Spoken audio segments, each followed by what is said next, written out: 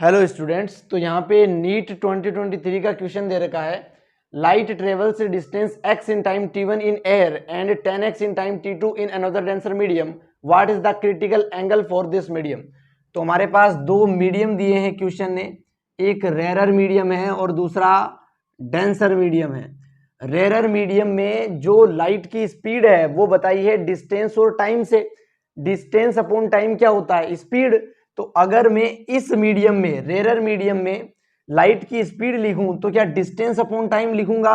Distance दिया है x और टाइम दिया है t1। अगर डेंसर मीडियम के अंदर लाइट की स्पीड लिखूं तो क्या लिखूंगा? डिस्टेंस कितना है 10x, टाइम कितना लगा t2।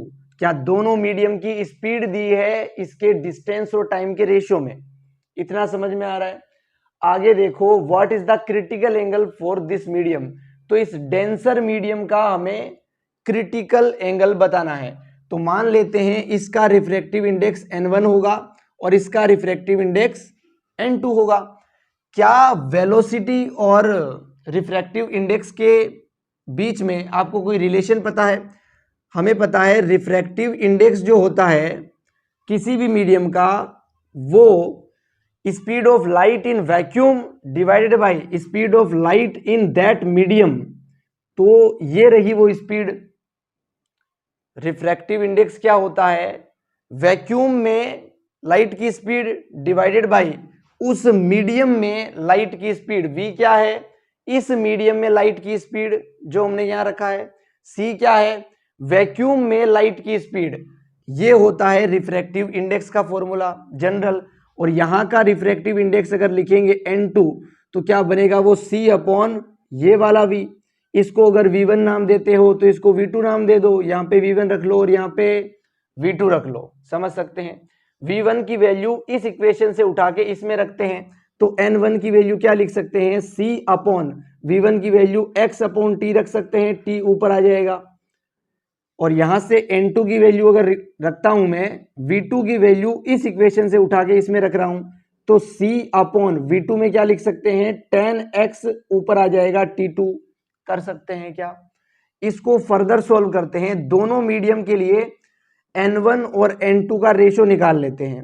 n1 अपॉन n2 निकालो। देखें, इस इक्वेशन को इस इक्वेशन से डिवाइड कर दो तो मिल जाएगा n1 और नीचे आ जाएगा n2। इसको अगर यहाँ पे लिखते हैं तो c t1 divided by x बनेगा। ये इसके बट्टे में आ जाएगा यानी c2 t2 और ऊपर आ जाएगा 10x। x से x कटा, c से c कटा, तो क्या ये आपको मिल रहा है 10 t1 डिवाइडेड बाई t2 मिल रहा है क्या? लेकिन हमें बताना है critical angle for denser medium. Critical angle कब बनता है?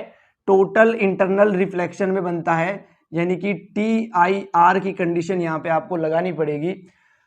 अगर मैं कहूं ये ऊपर वाला डेंसर मीडियम है, ये नीचे वाला रेरर मीडियम है, तो क्या इसका रिफ्रैक्टिव इंडेक्स डेंसर वाले का हमने मान रखा है n2, तो यहां पे लिखूंगा n2 और यहां पे लिखूंगा n1।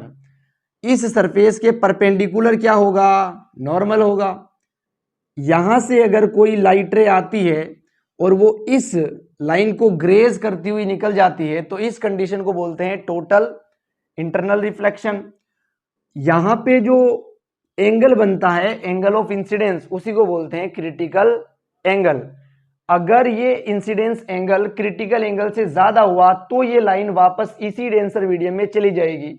उस कंडीशन को बोलते हैं टोटल इंटरनल रिफ्लेक्शन और इस पर्टिकुलर केस को बोलते हैं क्रिटिकल केस। इस एंगल से अगर बड़ा हुआ इंसिडेंस एंगल तो ये लाइन इसमें चली जाएगी, इसी मीडियम में, और इससे छोटा अगर एंगल हुआ तो ये लाइन रेरर मीडियम में चली जाएगी। तो कुछ इस प्रकार से समझ सकते हैं। यहां पर जो एंगल ऑफ रिफ्लेक्शन की वैल्यू है, आर की वैल्यू, वो आपको दिखाई दे रही होगी 90 डिग्री है। यहां पर अगर मैं स्नेल्स लॉ लगाऊं, according to Snell's law, Snell's law क्या बोलता है?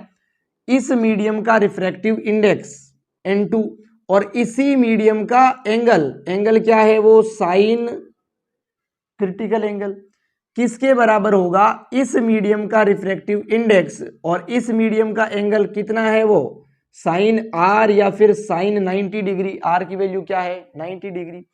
साइन 90 सिंपली 1 होता है, तो यहां से डायरेक्ट मैं क्रिटिकल एंगल की वैल्यू लिख सकता हूं n1 अपॉन n2। n2 इधर मल्टीप्लाई में है, उधर जाएगा डिवीजन में।